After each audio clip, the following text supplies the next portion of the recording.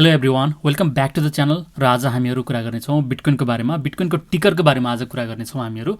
बिटकोइनको टिकर अब BTC भनेर हामीले धेरै ठाउँमा चाहिँ देखेका हुन्छौँ, तर कुनै कुनै ठाउँमा चाहिँ XBT पनि देखेका हुन्छौँ। यो कसरी चाहिँ रहन गयो, बिटकोइनको यो टिकरको बारेमा हाम्रो के कस्तो खालको चाहिँ इन्सिडेन्टहरू छ अथवा के कस्तो खालको चाहिँ स्टोरी छ त्यसको बारेमा चाहिँ कुरा गर्नेछौँ। अब 2010बाट सुरु गर्दाखेरि चाहिँ बिटकोइनको नाम चाहिँ BTC नै रहेको थियो। जस्तो हाम्रो करेन्सीहरू हुन्छ, नेपालको करेन्सी NPR भनिन्छ। NP भनेको चाहिँ नेपाल भयो, R भनेको रुपिज हुन्छ हैन। इन्डियाको लागि चाहिँ INR हुन्छ, US को लागि चाहिँ US को डलर USD हुन्छ। त्यही भएर तीनटा लेटरले चाहिँ रिप्रेजेन्ट गरेको चाहिँ एउटा टिकर हुन्छ। अब बिटकोइनको लागि चाहिँ BTC एकदमै पपुलर भइरहेको थियो मार्केटमा, तर त्यसलाई कसैले पनि रेकग्नाइज चाहिँ गरेको थिएन। अब यसलाई रेकग्नाइज कसले गर्छ भन्दाखेरि चाहिँ ISO भन्ने नाम त हामीले सुनेकै होला हैन। त्यो चाहिँ अब इन्टरनेसनल स्ट्यान्डर्डको चाहिँ रुल्सहरू चाहिँ मेन्टेन गर्छ उनीहरूले चाहिँ। अब उनीहरूले हरेक कन्ट्रीहरूको लागि चाहिँ एउटा फर्म्याट बनाएको छ हैन। हरेक कन्ट्रीहरूको चाहिँ आफ्नै खालको करेन्सी हुन्छ, त्यसको लागि एउटा फर्म्याट। र अब सुपर एसेटहरू पनि हुन्छ, जस्तो हाम्रो गोल्ड भयो, सिल्भर भयो, यिनीहरूलाई पनि हामीले चाहिँ एउटा टिकरको रूपमा चाहिँ ट्रेडिङ गरिरहेको हुन्छ मार्केटमा चाहिँ। र यसको लागि चाहिँ छुट्टै एउटा चाहिँ फर्म्याट हुन्छ। अब अघि मैले भनिहालेँ कन्ट्रीको लागि त के त, अगाडिको दुईटा लेटर चाहिँ कन्ट्रीको नामबाट आउँछ र एउटा चाहिँ लेटर चाहिँ अब भनौँ न रुपिज छ कि अथवा रियाल छ कि अथवा डलर छ, त्यसको चाहिँ हामीले जे पनि राख्न मिल्यो। नेपालको लागि NPR भनेको जस्तै अब त्यसरी सेटअप गर्न मिल्थ्यो।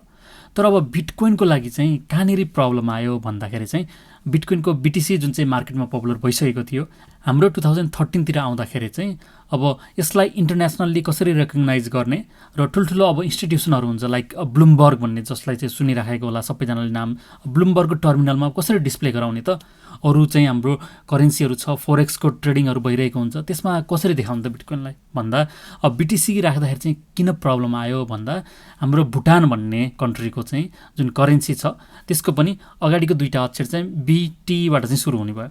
अब अगाडिको अक्षर BTबाट सुरु हुने भयो, त्यसमाथि हाम्रो बिटकोइन के हुने भयो त, अर्को कन्ट्री पनि होइन, कुनै कन्ट्रीलाई रिप्रेजेन्ट पनि गर्दैन बिटकोइनले। त्यो भइसकेपछि एउटा एसेटको रूपमै राख्नुपर्ने भयो। अब BTले भुटानलाई रिप्रेजेन्ट गरिरहेको हुन्छ, अनि अब यतापट्टि चाहिँ अब कन्ट्री पनि होइन। त्यो भएपछि हाम्रो गोल्डलाई चाहिँ जस्तो हाम्रो चाहिँ AU भन्ने चाहिँ गोल्डको सिम्बल भयो, त्यसको टिकर के हुन्छ त XAU भन्ने हुन्छ, अगाडि चाहिँ X लागेको हुन्छ। त्यस्तो सुपर एसेटहरूको चाहिँ सिल्भरको लागि पनि त्यस्तै छ, AG भनेको चाहिँ सिल्भरको चाहिँ हाम्रो सिम्बल भयो र अगाडि चाहिँ X राखिदियो भने चाहिँ के भयो त, त्यसको टिकरको नाम भयो XAG भनेको सिल्भरको ट्रेडिङ गर्ने इन्टरनेसनल मार्केटमा चाहिँ। एक्ज्याक्टली सेम वेमा चाहिँ अब बिटकोइनलाई पनि अगाडि चाहिँ X लगाएर चाहिँ BT राखिएको छ। हाम्रो इन्टरनेसनल कोड चाहिँ जुन ISO कोडमा चाहिँ बिटकोइनलाई रिप्रेजेन्ट गर्ने टिकर चाहिँ के हो त, XBT हो। त्यही भएर कहिले कहिले कन्फ्युजन हुनसक्छ, कतै चाहिँ XBT भनेर चाहिँ ठुल्ठुलो मिडिया हाउसले अथवा हाम्रो ठुलो फाइनेन्सियल इन्स्टिट्युसनहरूले जहाँ चाहिँ डिस्प्ले गरिरहेको हुन्छ त्यो टिकरहरू, त्यो मार्केटको भ्यालुहरू चाहिँ XBT पनि कतै कतै देखाइरहेको हुन्छ। अब कतै चाहिँ फेरि अब हामीले पपुलरली सुनेको भनेको के छ त BTC भनेर चाहिँ हामीले सुनिरहेका छौँ। अब यो दुईटा टिकरमा चाहिँ कन्फ्युजन हुनसक्छ है। अब यसमा चाहिँ कन्फ्युजन हुनु परेन, एउटै कुरा हो, जस्ट एउटाले चाहिँ स्ट्यान्डर्ड जुन चाहिँ फलो गर्नुपर्ने हो अब ISO को थ्रुबाट चाहिँ त्यसलाई चाहिँ फलो गरिरहेको छ XBTले। तर मार्केटमा मान्छेहरूमा कम्युनिटीमा चाहिँ के पपुलर छ भन्दा त BTC भन्ने टिकर चाहिँ एकदमै पपुलर छ। त्यस्तै अर्को पनि हामी कुरा गर्न सक्छौँ। बिटकोइनको जुन चाहिँ हामीले लेख्छौँ, बिटकोइन लेख्ने बेलामा चाहिँ क्यापिटल B लेखेर चाहिँ अब BITCOIN गरिरहेको हुन्छ त्यो बिटकोइन, अथवा स्मल लेटरले चाहिँ B पनि हामीले चाहिँ लेखेर चाहिँ बिटकोइनलाई चाहिँ लेख्ने गर्छौँ। अब यसमा के फरक छ भनेर भन्ने हो भने चाहिँ ठुलो लेटरले जब लेखिन्छ बिटकोइनको अगाडिको B चाहिँ क्यापिटल हुन्छ, अप्पर केस हुन्छ, त्यति बेला चाहिँ त्यसले होल बिटकोइनको नेटवर्कलाई चाहिँ जनाउँछ।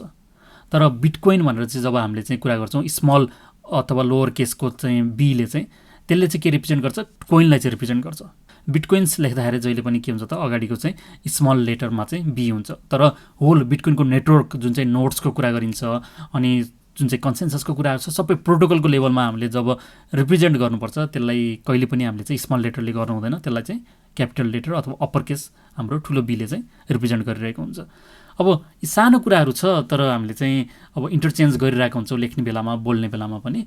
र यी सबै भनेको चाहिँ बुझ्दा चाहिँ राम्रो कुरा हो। अब जसले बुझ्नुहुन्छ, जसलाई चाहिँ थाहा छ यसको बारेमा, इन्ट्रेस्टिङ लाग्न सक्छ तपाईँहरूलाई चाहिँ बिटकोइनको बारेमा। आजको भिडियोलाई हामी यति नै गर्नेछौँ। जस्ट एउटा चाहिँ इन्फर्मेसन मात्रै लिएर आएको छु आजको मैले यो भिडियोमा चाहिँ। हामी अरू भिडियो पनि बनाउनेछौँ सर्ट खालको यस्तै खालको, तर त्यसमा चाहिँ नलेज हुन्छ, के हुन्छ, इन्ट्रेस्टिङ कुराहरू हुनसक्छ, इन्सिडेन्टको कुराहरू हुनसक्छ, बिटकोइनमा चाहिँ के कस्तो भइरहेको छ। होपफुल्ली मन पर्यो होला आजको यो सर्ट भिडियो। र थ्याङ्क यू सो मच सबैजनालाई हाम्रो भिडियो हेर्दै गर्नु होला र सब्सक्राइब गर्न चाहिँ नबिर्सिनु होला च्यानललाई। Thank you so much again.